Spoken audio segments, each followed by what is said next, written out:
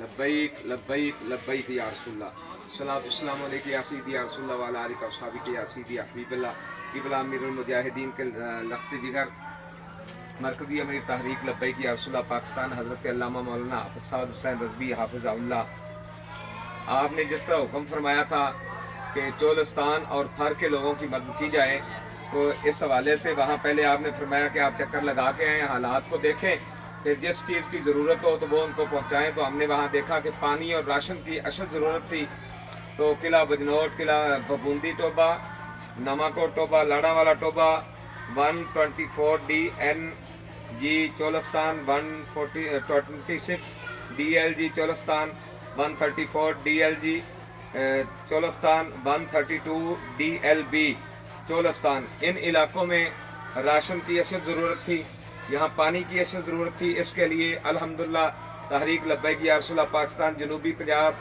के दफ्तर के अंदर राशन जो है वो अपनी तकमील के आखिरी मराहल में है। ये पीछे गाड़ी मौजूद है, तो इंशाअल्लाह अज़ीज़ अभी गाड़ियों में ये राशन लोड किया जाएगा।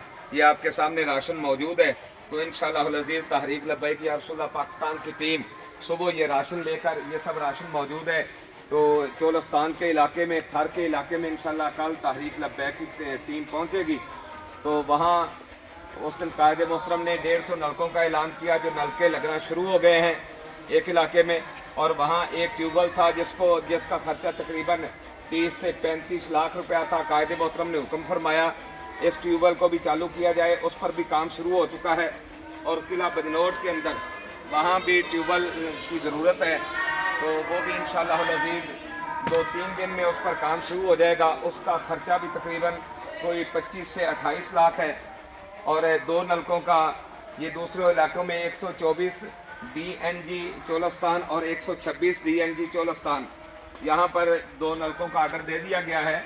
ये वो आम नलके नहीं है, बल्कि ये नलके वो हैं कि जो 7 सोलर प्लेट लगेगी और चलेंगे। तो एक नलके का खर्चा तकरीबन 37,000 रुपये आ रहा है।